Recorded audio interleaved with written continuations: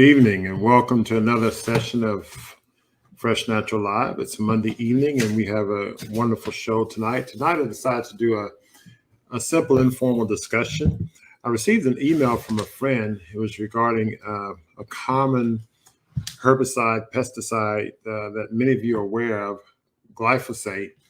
And it's used, most people know it to be used in a popular weed killer known as Roundup. But this email had reference to a petition and wanted us to sign on about getting glyphosate totally banned. And I've heard a lot of talk about glyphosate. And we often talk about consuming natural food in its natural state. So what it is, I went online and did, a search, and there was some talk about glyphosate in different platforms. I even found an article that recommended that glyphosate, or proposed that glyphosate was useful and safe in the environment. I'm not going to go through the details of that, but I decided to look at an article by WebMD. Lots of people search WebMD. They seem to be middle of the road, more conservative.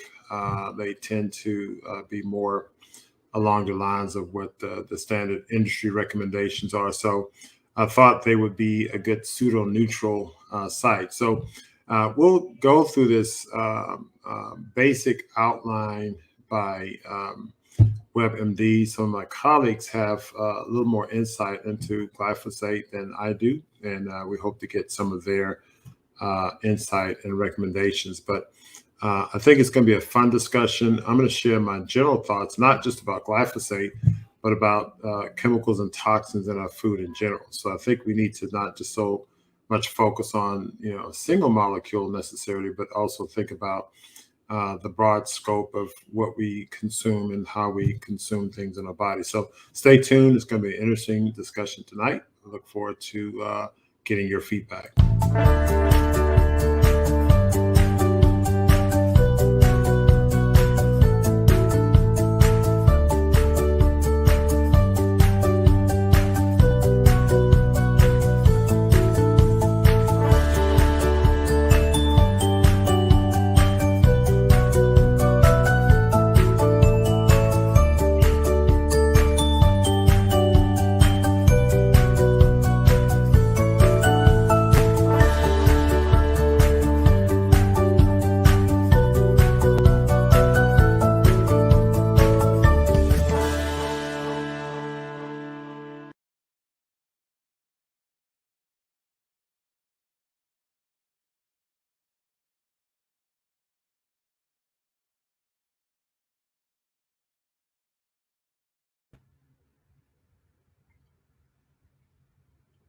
Hello, everyone. I guess Dr. Montgomery stepped away or he got logged out. So we will hold. I'll try to give him a call to see what's going on.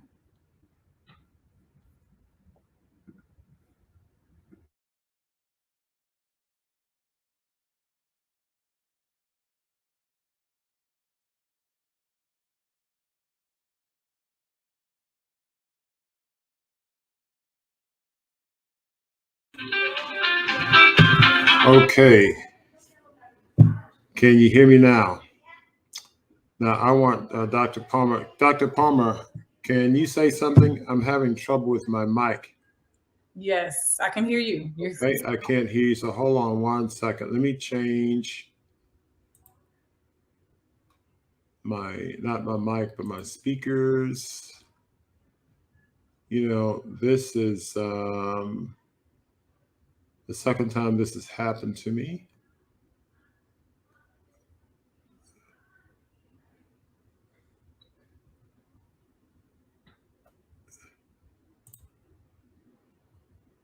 Okay, now say something, Dr. Palmer. Hello, can you hear me? Okay, hold on 1 second. Let me try my speakers again. Can you hear me okay? I can hear you. Yes. Okay, good. Let me try one more thing. I'm sorry, audience. We are going to get this. Camera's good. Let's see. Audio.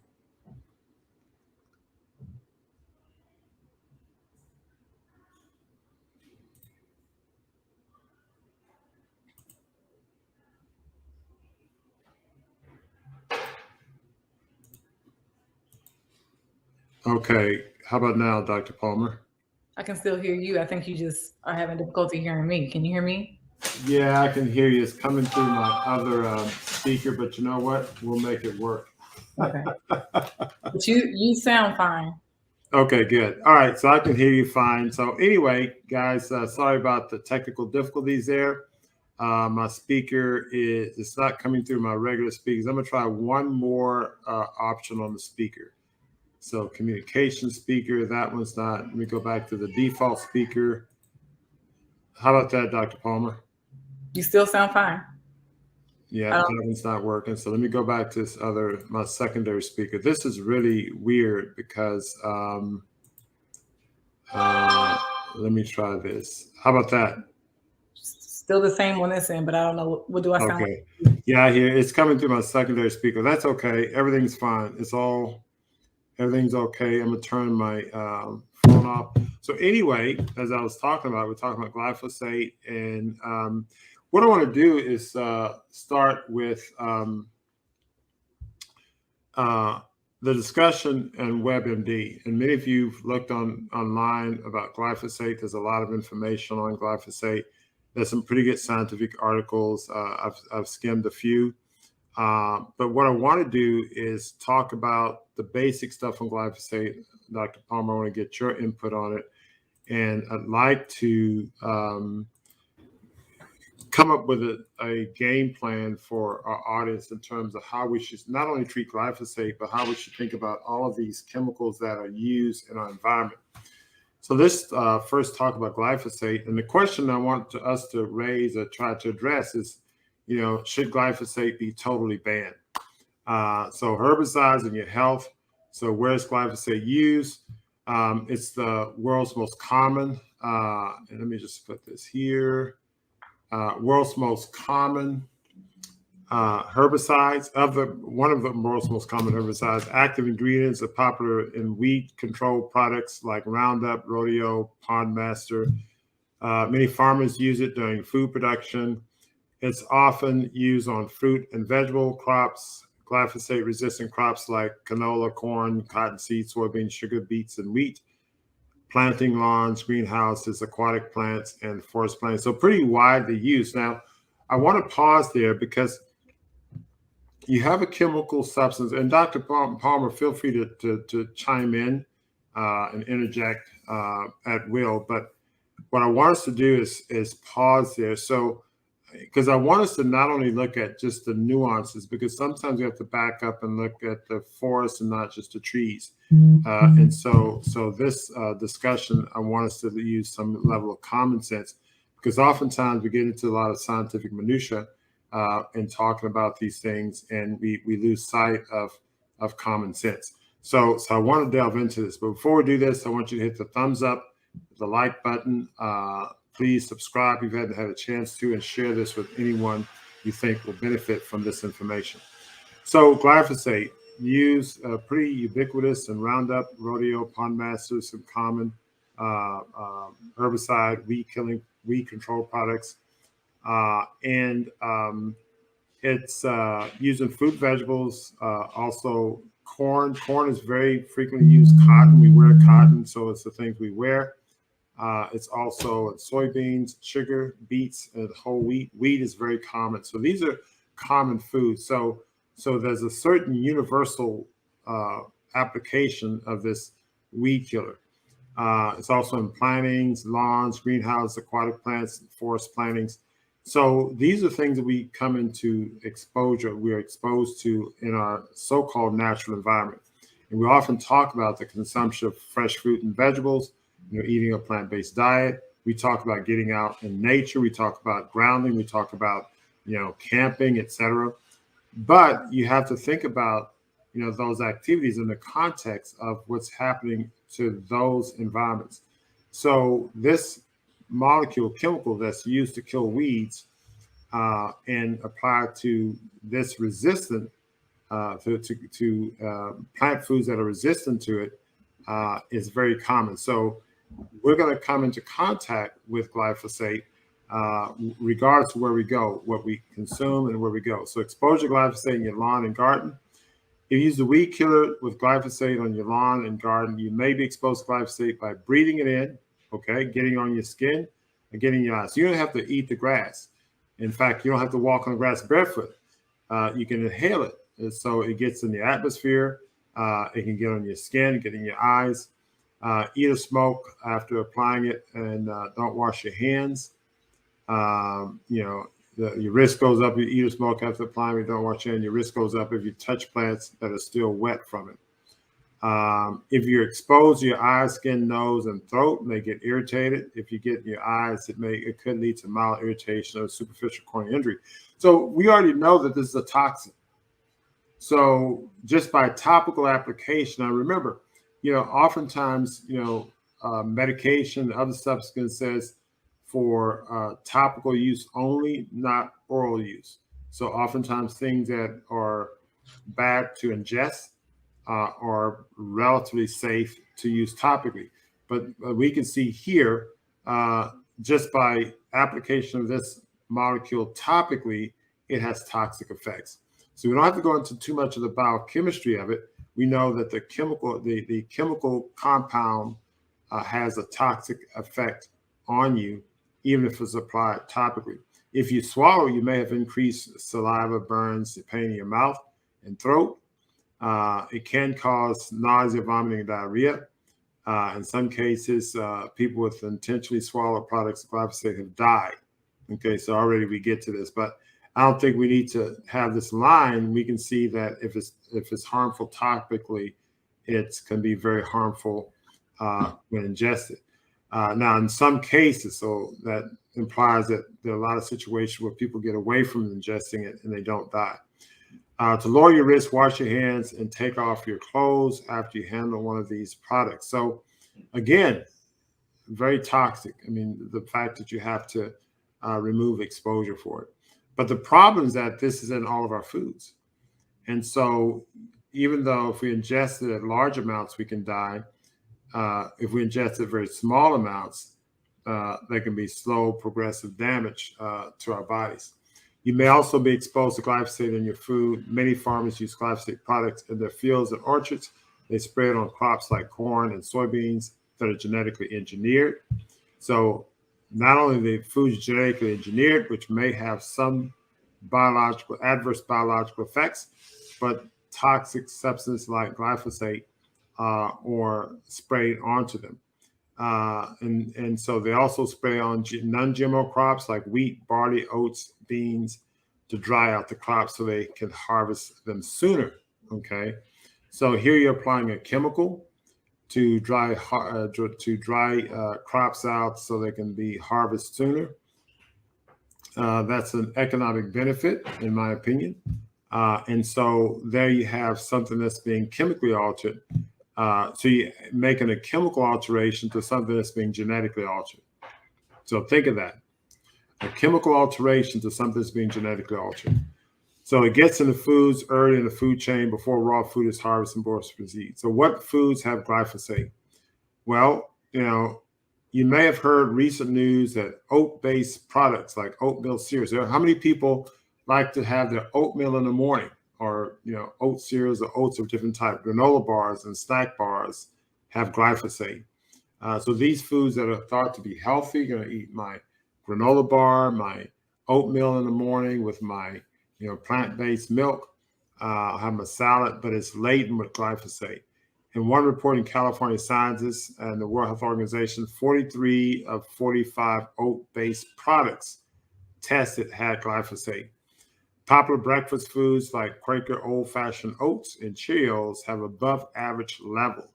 How many of you consume Cheerios to reduce your cholesterol? You can reduce your cholesterol, but you can increase your glyphosate levels. It's also in grain and bean products like pasta, buckwheat, barley, kidney beans, and chickpeas.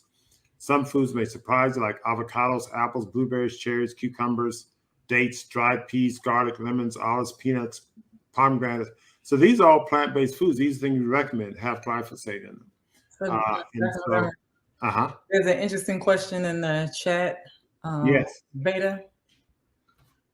Okay, let's see here. The last one. So if it's in all our foods, then won't our bodies eventually adapt to process it? Oh, great question. Anybody want to handle that? Let me invite, and by what I have to invite Dr. Pam Atkins on. Dr. Atkins. Hello, good evening. Sorry I'm late. I was having technical difficulty, but Oh, glad no I'm problem. on. We started off with technical difficulties, so it must be wrong. Must have glyphosate in our computers. That's what you're So, about. so interesting. So Veda asked an interesting question. If it's in all our foods, then won't our bodies eventually adapt to process it? So that's a great question. So let's think about the concept of adaptation. Because our bodies, the answer is yes. Our body will always adapt to its environment.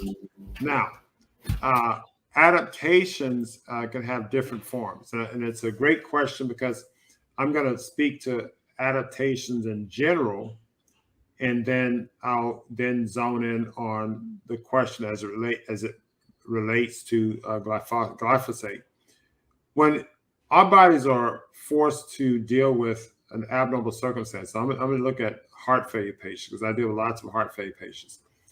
So let's say someone starts to have elevated blood pressure because they consume processed foods, salty foods, maybe glyphosate laden foods, but whatever chemicals get in their system, it causes a biochemical change, and that can be multifactorial. So that biochemical change will result in hardening of blood vessels. It may result in increase in fluid retention because the toxins that build up in the system has to be shifted outside of the cells. So you may have fluid retention. These adaptations may result in weakening the heart muscle because the toxin may have an effect on the heart muscle. So the heart muscle starts to weaken and circulation goes down. And so if circulation goes down, blood delivery to the kidney goes down. When that goes down, the kidney retains more sodium, retains more fluid, then swelling occurs. The kidney releases hormones that can increase blood pressure, such as angiotensin 2. And so you have elevated blood pressure, which puts more strain on the heart, which weakens the heart further, and so forth. So the answer is yes, our body adapts. It adapts to lots of things that happen. But this chemical that gets in your system and it's building up in your system is causing a maladaptive process. A maladaptive is a bad adaptation. It's the wrong type of adaptation, or it could be an unhealthy adaptation. So just like I gave the illusion of high blood pressure, what causes high blood pressure? Well, multiple things. It's a biochemical imbalance. Well, what causes biochemical imbalance? Well, abnormal molecules, such as toxic chemicals that build up in your blood that cause what we call oxidative stress. So oxidative stress is an overall process where you have increased toxicity in the system, and then cells start to die, DNA gets damaged, and the system breaks down. So the adaptation process that occurs is not a healthy adaptation. So for instance, if you do push-ups every day, which I need to start doing soon, and you do stretching and those things, the adaptation that will occur is that you'll build muscle, you'll increase flexibility. Those are healthy adaptations. But when the body is faced with toxic chemicals, it tries to compartmentalize those toxins in fat cells or in fluid outside of tissue, i.e. swelling. But if the toxic buildup continues and persists, faster than the body can get rid of it, then the adaptation process is overwhelmed by destruction at the cellular level and the tissue level. So the number one adaptation of a toxin going in is the body to wall it off, compartmentalize, and dispel it. But if too much of the toxin gets in, like you're eating corn and oatmeal every day that has glyphosate in it every day, when the glyphosate levels build up, then the glyphosate's not dispelled fast enough. And so you have an abnormal adaptation. It gets put aside, just like instead of sweeping the dirt and throwing it out in the trash, you just cover it up. And so the body's not able to get the toxins out fast enough, so it covers it up. And what the toxins inside the body causes what we call free radicals, which then floats around and destroys cells, destroy DNA, and you have an abnormal adaptation process known as chronic disease, be it high blood pressure, cancer, diabetes, or any other kind of chronic illness. Anybody else want to comment on that question? That's a great question. So yes, the body will adapt, but it won't necessarily be in a healthy manner. So that's laugh out loud. So anyway, so back to is it an organic food? So to limit your exposure to bioorganic products, my colleague Dr. Pam Atkins been on me for years about going organic, and we've been organic and sustainable at the Garden Kitchen for the last perhaps 2.5 years. We had a few hiccups recently, but I'd say the last 2 years we've done pretty well with that. But that doesn't eliminate it entirely. Yes. Yeah, I just wanted to say, yeah, it is important to lean towards organic, to try to avoid glyphosate or what is Roundup in our food. Although there are some organic foods that have been tested that have residues, but what we find is the lowest residues or zero are in organic as opposed to conventional foods. So organic, unfortunately, doesn't mean 100%. There can be some residues, but that's the best we can do. And there, either residues or very low levels. I know the Environmental Working Group in the past, I think it was 2018, maybe did a study of oat cereal and looked and tested a variety of oat cereals, all different brands, for glyphosates. And they found, that the largest amounts, many large amounts were in common oat cereals that we eat all the time. We feed our children, like Cheerios and Quaker Oats, and so the old-fashioned oats, etc. So the best, the very lowest, either zero or small residues, were in organic. So if we eat any products, and that this was just on oats, but it's, as you said, it's not just limited to oats, and you went down the list.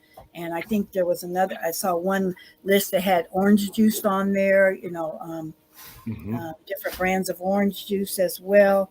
But unfortunately, a lot of our food grains are sprayed or exposed to intentionally to glyphosates, which are herbicides.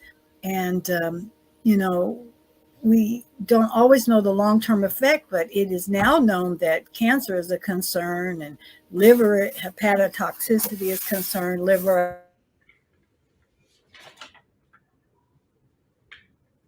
I think somebody asked about the liver, and fertility issues as well. So it is really serious, and but because you don't always see signs of physical signs immediately, it's more of a cumulative effect. It's hard to pin down, but that did you mention the lawsuit in California, the gentleman that had a lawsuit and won for $289 million against Monsanto because he was a groundsman, I believe, at a school, and he used glyphosate almost every day. Many people use it in between cracks and for the weeds, at their homes. But at this building, taking care of the grounds of this school, he used this spray all the time, and he was eventually diagnosed with non-Hodgkin's lymphoma and all kinds of skin disorders. I've seen there's a video that has him on it as well, and he won this lawsuit, but then Monsanto has appealed and I think got it lessened, but that was a major one. But that's not the only type of cancer or chronic condition we're concerned about. Yeah, that's correct. I've heard about that lawsuit. I hear there are a number of others that are in the queue against Monsanto. And regarding the liver detox, any chemical such as glyphosate can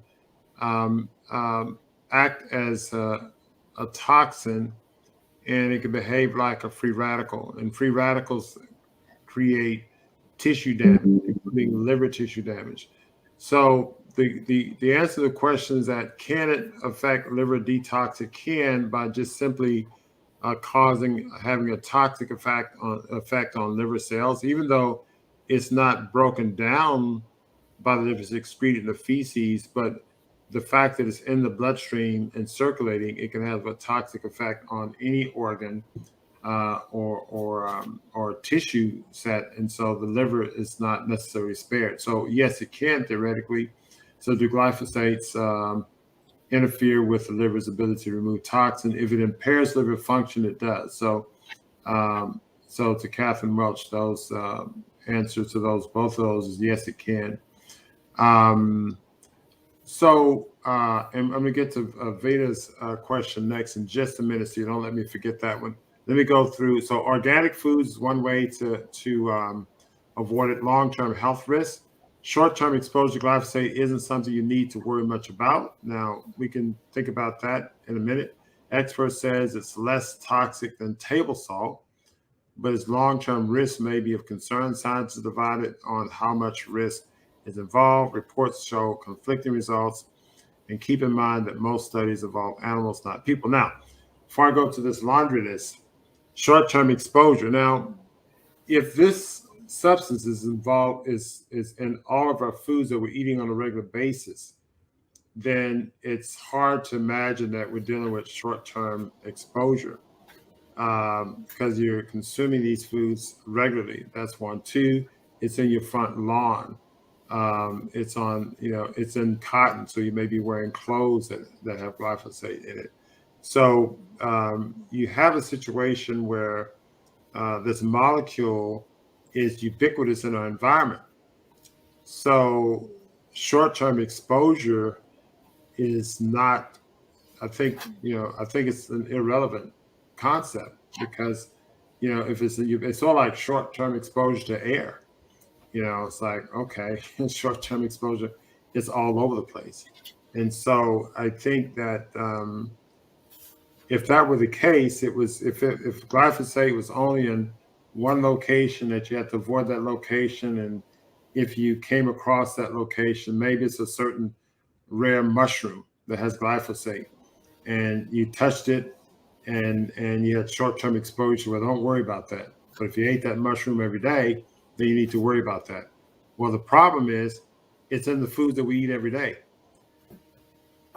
And so given that, I don't think there's such thing as short-term exposure. Y'all, anybody have any different thoughts on that? I mean, it's everywhere. It's ubiquitous. So anyway, the laundry list is cancer. Some studies suggest glyphosates may be linked to cancer. Dr. Atkins mentioned a case where the lawsuit was won with this non-Hodgkin's lymphoma, which is a type of cancer. Liver and kidney damage. Back to an earlier question, glyphosate may affect your kidney and liver. Studies in dairy cows eating a diet of soybeans with high levels of glyphosate had higher risk of liver and kidney damage. Now, think about the dairy cows. Now, when you have a mammalian animal, lots of toxins will accumulate in the mammary glands. And so if you're drinking milk of a cow that's eating glyphosate soybeans, then you're getting a high dose of that yourself. Reproductive and developmental issues. The EPA released a statement in 2020 that there was no evidence that glyphosate interfered with the endocrine system or hormones in humans. Dr. Atkins, do you have any data that is counter to that? Well, there's one report I had from 2018, August 28, 2018, called Glyphosates in Foods, Complete List of Product Brands Filled with Popular Cancer-Causing Weed Killer.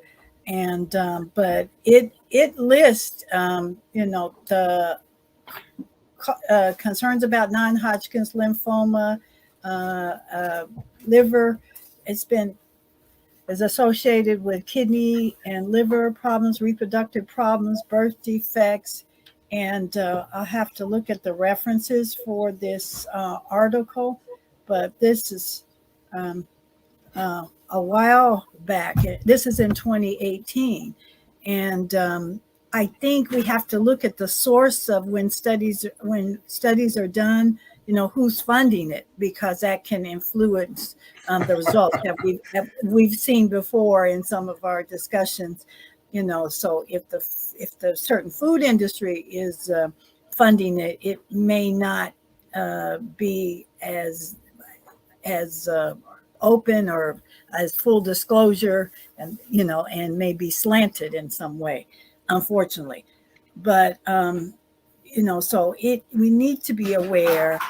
They have they have seen glyphosate in the cord blood of babies, so it means we're getting it from the moms have it. So it's pretty diffuse, and even nuts and seeds and wheat and things of that nature. I know I've seen almonds, so when when I'm purchasing an almond product, almond butter or whatever, I try to find organic and try to find it in a glass bottle. That's hard to do both, but I mean, we need to be more aware. And so, but things have happened to our foods before it gets to us. And so it's not just to eat whole foods and live foods or fresh foods, but we really want to know, as Dr. Floyd says, that we have food security, know where our food comes from, ask a few questions, and